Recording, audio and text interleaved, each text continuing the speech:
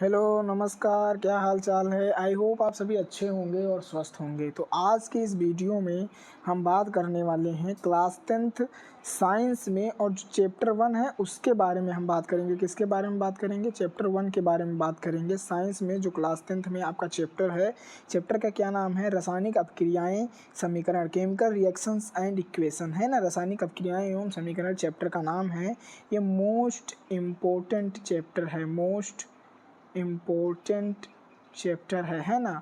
Most important जो chapter है वो यही है क्लास 10th साइंस में। तो इसकी बात करेंगे, इसको हम क्या करेंगे, डीपली अच्छे से समझेंगे, सारे टॉपिक को कवर करेंगे। हो सकता है ये वीडियो बड़ी हो जाए, बड़ी हो जाएगी तो 2 पार्ट में कर दिया जाएगा इस वीडियो को।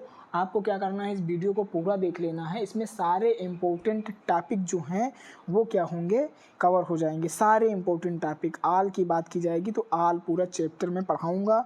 इसको आप पढ़ लेंगे, इसके बाहर पढ़ने की आवश्यकता कुछ भी नहीं है ना। तो आइए देखते हैं कि सबसे पहले हमें क्या पढ़ना है। रासायनिक अपक्रियाएं, केमिकल रिएक्शंस एंड इक्वेशंस में तो सबसे पहला जो टॉपिक है उसकी हम बात करेंगे। सबसे पहला जो हमारा टॉपिक है वो क्या है, रासायनिक परिवर्तन है। क्या है? रासायनिक परिवर्तन, केमिकल चेंज है। किसकी हम बात करेंगे? केमिकल चेंज की।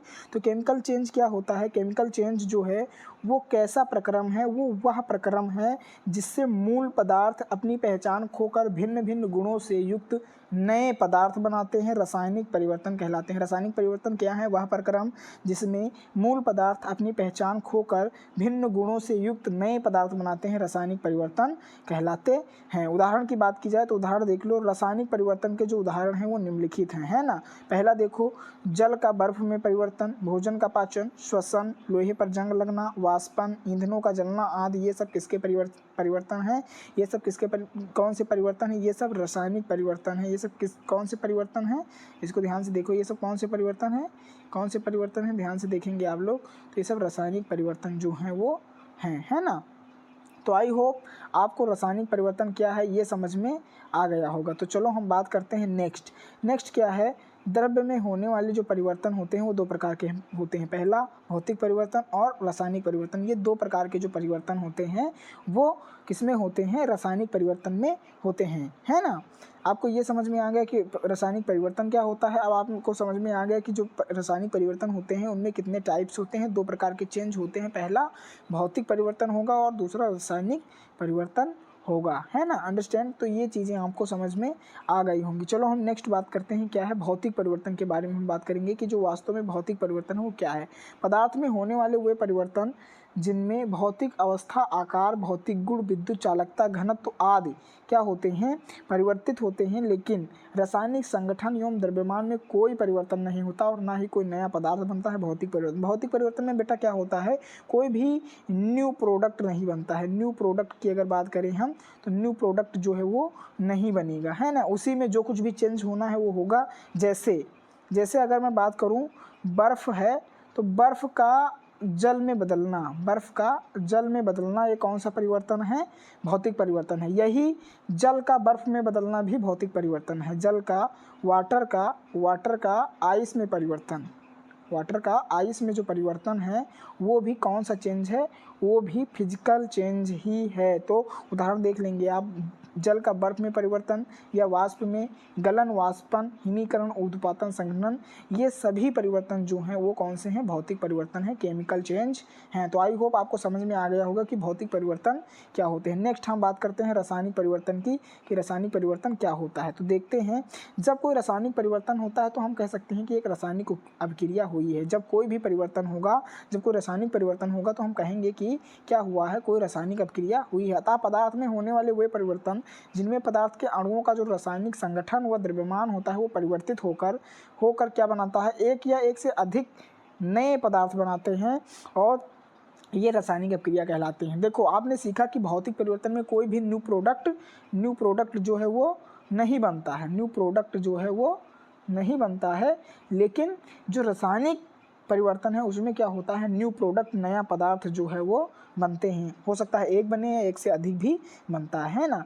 एग्जाम्पल देख लेंगे, आपको एग्जांपल में दिखाता हूँ। जैसे दहन हो गया, जंग लगना, अपघटन अपक्रियाएं, प्रतिस्थापन अपक्रियाएं, ये सब कौन से प्रकार के चेंज हैं? ये सब फिजिकल चेंज हैं। अब मेन टॉपिक की हम बात करते हैं कि जो रासायनिक अपक्रियाएं होती हैं, केमिकल रिएक्शंस होते हैं, वो क्या होते हैं। किसकी बात करेंगे हम केमिकल रिएक्शंस की बात करेंगे कि वास्तव में केमिकल जो रिएक्शंस होते हैं वो क्या होते हैं। तो देखो, जब एक या एक से अधिक पदार्थों के परमाणु पुनर्व्यवस्थित रीअरेंजमेंट होता है, जिनका व्यवस्थित होते हैं, वो एक या एक से अधिक नए पदार्थों का निर्माण करते हैं, तो उसी को हम क्या बोलते हैं? उसी को हम बोलते हैं रासायनिक अपक्रियाएं। रासायनिक अपक्रियाएं आपको समझ में आ गई होंगी कि रासायनिक अपक्रियाएं क्या होती हैं। देखो, इस परिघटना को ही रासायनिक अपक्रियाएं कहते हैं। जब एक या एक से अधिक पदार्थों का परमाणु पुनर्व्यवस्थित होकर एक या एक से अधिक नए पदार्थ का निर्माण करता है, तो उसी परिघटना को हम क्या कहते हैं?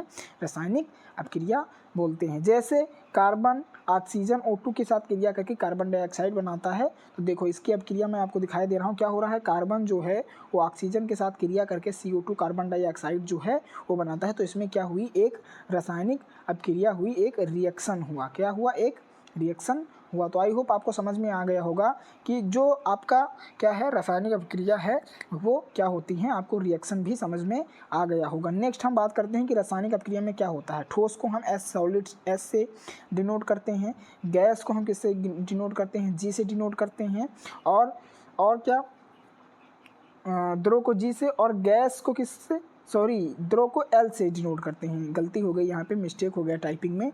द्रव है आपका, उसको हम एल से, लिक्विड से क्या करते हैं? डिनोट करते हैं, जबकि गैस को जी से हम डिनोट करते हैं, जबकि विलयन को एक्वा से हम डिनोट करते हैं, एक्वा से, है ना।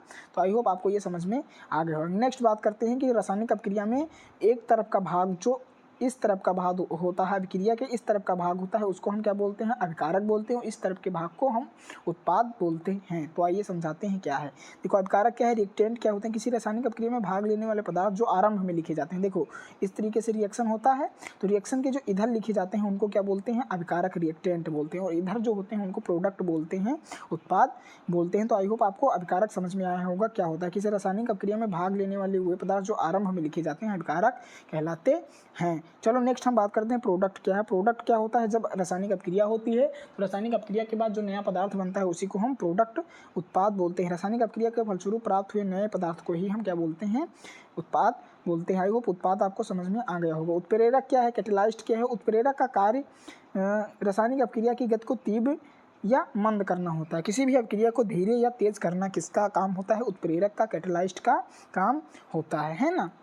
आई होप आपको इतना समझ में आया होगा। अगर आप बोर्ड एग्जाम 2025 की किसकी तैयारी कर रहे हैं बेटा? अगर आप बोर्ड एग्जाम 2025 की तैयारी कर रहे हैं और क्लास 10th में हैं, किस क्लास में हैं?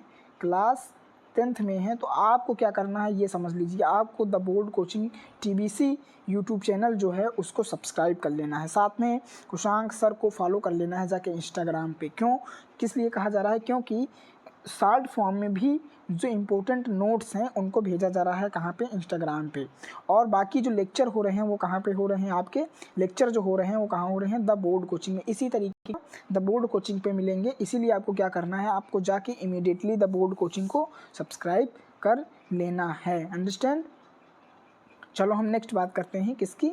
रासायनिक अपक्रियाओं के प्रकार की हम बात करेंगे। किसकी बात करेंगे? रासायनिक अपक्रियाओं के प्रकार की। तो देखो, टाइप्स ऑफ जो केमिकल रिएक्शंस होते हैं वो कितने होते हैं? देखो, रासायनिक अपक्रिया निम्न प्रकार की होती है। पहली योगात्मक अथवा संयोजन अपक्रिया, दूसरी वियोजन तथा अपघटन अपक्रिया, तीसरी प्रतिस्थापन अथवा विस्थापन अपक्रिया, और चौथी द्विविस्थापन अपक्रिया। ये 4 प्रकार की जो रासायनिक अपक्रियाएँ होती हैं वो होती हैं। चलो नेक्स्ट हम बात करते हैं पहली अपक्रिया के बारे में। योगात्मक अथवा संयोजन अपक्रिया, एडिक्शन और कॉम्बिनेशन रिएक्शंस जो होते हैं वो क्या होते हैं उनके बारे में हम बात करेंगे। तो इसका जो डिफिनेशन है वो देखो, वे अपक्रियाएं जिनमें वे अपक्रियाएं, इसको पढ़ लो, देखो क्या लिखा है। वे अपक्रियाएं जिनमें 2 या 2 से अधिक अभिकारक तत्व या यौगिक या दोनों आपस में संयोग करके केवल एक नया पदार्थ बनाते हैं उसको ही हम क्या बोलते हैं? संयोजन अपक्रिया बोलते हैं। तो आई होप संयोजन अपक्रिया, योगात्मक अपक्रिया जिसे हम बोलते हैं एडिशन और कॉम्बिनेशन रिएक्शन, उसको आपको समझ में आ गया होगा। उदाहरण इसका देखो, हाइड्रोजन H2 ऑक्सीजन O2 संयोग करके H2O जल का निर्माण करते हैं। यहाँ पे एग्जाम्पल देख लो, हाइड्रोजन H2O है जो गैस के फॉर्म में है, ऑक्सीजन भी है वो भी गैस के फॉर्म में, जलाने पे इस पे 2H2O लिक्विड वाटर का हमें निर्माण होता है। तो आपने क्या देखा? आपने देखा कि जो योगात्मक अपक्रिया होती है उसमें हाइड्रोजन और ऑक्सीजन मिलके 2H2O इसका निर्माण करते हैं, जल का निर्माण करते हैं। चलो नेक्स्ट हम बात करते हैं नेक्स्ट अपक्रिया की, वो क्या है, दूसरा है वियोजन अथवा अपघटन। यहाँ पे मिस्टेक हो गया है टाइपिंग पे, तो आप क्या करेंगे, सही कर लेंगे। यहाँ पे अपघटन अपक्रिया की बात की जा रही है, वियोजन अथवा अपघटन, हाँ, डिकम्पोजिशन रिएक्शन की बात की जा रही है। तो इसकी डिफिनेशन आप यहाँ से पढ़ लेंगे। देखो क्या लिखा है, वे रासायनिक अपक्रियाएं जिनमें कोई यौगिक एक अभिकारक अपने अवयवी तत्वों या छोटे छोटे सरल यौगिकों में टूट जाता है, अपघटन अपक्रिया कहलाती है। वियोजन अपक्रिया भी इसी को बोलते हैं। छोटे छोटे जो क्या कहते हैं, कारक में या अवयवी छोटे छोटे टुकड़ों में कोई यौगिक टूट जाता है, उसी को हम अपघटन अपक्रिया कहते हैं। इनमें एक अभिकारक या दो से अधिक उत्पाद होते हैं। अंडरस्टैंड, ये समझ में आया। इसके लिए उत्तरदायी जो ऊर्जा प्रदात कारक होते हैं 3 होते हैं, ताप अपघटन, विद्युत अपघटन, प्रकाश अपघटन। हम एक एक के बारे में डिटेल से जान लेंगे। चलो देखते हैं। सबसे पहले हम ताप अपघटनी, वे अपक्रियाएं जिनमें किसी पदार्थ को गर्म करने पर अपघटित किया जाता है, उसको हम क्या बोलते हैं, ताप अपघटन बोलते है। इसका एग्जाम्पल है वो देख लो, CaCO3 कैल्शियम कार्बोनेट चूना पत्थर है, उसको क्या करेंगे, ऊष्मा करेंगे, गर्मी प्रदान करेंगे और ये अपघटन होकर CaO calcium oxide plus CO2 carbon dioxide बनाएगा। तो ये किसकी अपक्रिया है बेटा, ये ताप अपघटनी की, ताप अपघटन जो है उसका एग्जाम्पल है। नेक्स्ट हम बात करते हैं विद्युत अपघटन। किसी विद्युत अपघट्य अम्ल, क्षार अथवा लवण के जलीय विलयन या उसके गलित अवस्था में विद्युत धारा प्रवाहित करने पर उसका अपघटन होता है, तो उसको हम क्या बोलते हैं, विद्युत अपघटन बोलते हैं। इसका जो एग्जाम्पल है, उदाहरण जो है वो देख लीजिए, 2H2O। इसमें क्या हो रहा है, कैथोड पर हाइड्रोजन 2H2O है और एनोड पे ऑक्सीजन O2 है। तो ये इस प्रकार विद्युत अपघटन की जो अपक्रिया है वो होती है ना। चलो नेक्स्ट हम बात करते हैं प्रकाश अपघटन की। प्रकाश अपघटन जो अपक्रिया होती है वो कैसे होती है, तो प्रकाश अपघटन जिन रासायनिक अपक्रियाओं में प्रकाश ऊर्जा का अवशोषण होता है, प्रकाश रासायनिक अपक्रियाएं जो हैं वो कहलाती हैं। तो आई होप आपको प्रकाश अपघटन जो अपक्रिया है वो समझ में आई होगी। इसका एग्जाम्पल देख लो। देखो प्रकाश संश्लेषण की जो क्रिया होती है वही एग्जाम्पल है किसका, प्रकाश अपघटन का। 6CO2 कार्बन डाइऑक्साइड है, 6H2O जल है। परडायरियम के उपस्थिति तथा सूर्य के प्रकाश की उपस्थिति में क्या बना रहा है बेटा, देखो क्या बना रहा है, C6H12O6 क्या बना रहा है, C6H12O6 ग्लूकोज बना रहा है और उसके बाद ऑक्सीजन भी साथ में बना रहा है। तो ये प्रकाश संश्लेषण की क्रिया है जिसमें प्रकाश अपघटन हो रहा है। तो आई होप आपको प्रकाश अपघटन के बारे में जानकारी मिल गई होगी। चलो हम नेक्स्ट बात करते हैं। नेक्स्ट क्या है, नेक्स्ट हमारी विस्थापन अपक्रिया है, डिस्प्लेसमेंट रिएक्शन। ये क्या होता है, देखो भाई इसको मैं अंडरलाइन किए दे रहा हूँ, आप पढ़ लेंगे। जिस अपक्रिया में अधिक अपक्रियाशील तत्व कम अपक्रियाशील तत्व को उनके यौगिक या जलीय विलयन से विस्थापित कर देते हैं, विस्थापन अपक्रियाएं जो हैं वो कहलाते हैं। अंडरस्टैंड, तो आपको विस्थापन अपक्रियाएं डिस्प्लेसमेंट रिएक्शंस भी समझ में आ गए होंगे। इसका एग्जांपल मैं दिखाई दे रहा हूँ। उदाहरण देखो, जेडियन जिंक है, CuSO4 कापर सल्फेट है, एक्वा में है, और ZnSO4 जिंक सल्फेट है। Cu कापर सल्फेट के साथ रिएक्शन करके क्या बनाता है, कापर सल्फेट के साथ रिएक्शन करके क्या बनाता है, ZnSO4 जिंक सल्फेट और कापर बनाता है। तो ये किसकी रिएक्शन है, विस्थापन अपक्रिया की। जो विस्थापन अपक्रिया होती हैं वो उनका एग्जाम्पल दिया गया है। चलो नेक्स्ट बात हम करते हैं द्विविस्थापन अपक्रिया की। किसकी बात करेंगे, द्विविस्थापन अपक्रिया, डबल डिस्प्लेसमेंट रिएक्शंस क्या होती हैं, इनकी हम बात करते हैं। तो ये देखो अंडरलाइन कर दिया हूँ, इसको पढ़ लो। वे रासायनिक अपक्रियाएं जिनमें यौगिकों के 2 आयनों अथवा अवयवों का परस्पर विनिमय जो स्थानांतरण होता है तथा नए यौगिक बनते हैं, उसको हम क्या बोलते हैं, द्विविस्थापन अपक्रियाएं बोलते हैं। इसका जो एग्जाम्पल है वो देखो, AgNO3 सिल्वर नाइट्रेट एक्वा के फॉर्म में है, आफ्टर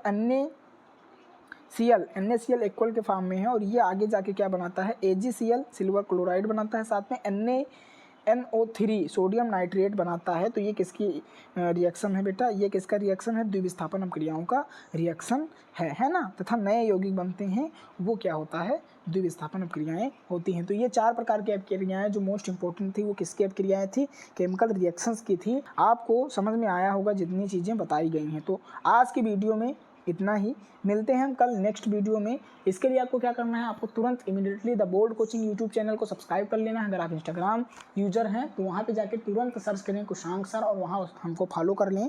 फॉलो करने का तरीका बेनिफिट ये है बेटा आपको कि वहाँ पे शॉर्ट फॉर्म में सारी चीज़ें मिल जाएंगी, और यहाँ पे अगर आप कंप्लीटली डीपली अच्छे तरीके से पढ़ना चाहते हैं तो यूट्यूब से ही पढ़ें, क्योंकि शॉर्ट जो चीज़ें होती हैं वो कंप्लीटली अच्छे से समझ में नहीं आती हैं, लॉन्ग चीज़ें आपको अच्छे से पूरा डीपली से समझाएंगी, है ना। तो the board coaching YouTube channel को इमीडिएटली सब्सक्राइब करें, हमारे साथ जुड़ें और ट्रस्ट करें। हम आपको अच्छे अंक जो हैं वो प्राप्त करवाएंगे बोर्ड एग्जाम 2025 में। क्लास 10th वाले ज़रूर ध्यान दें। तो फिर मिलते हैं नेक्स्ट वीडियो में, तब तक के लिए धन्यवाद।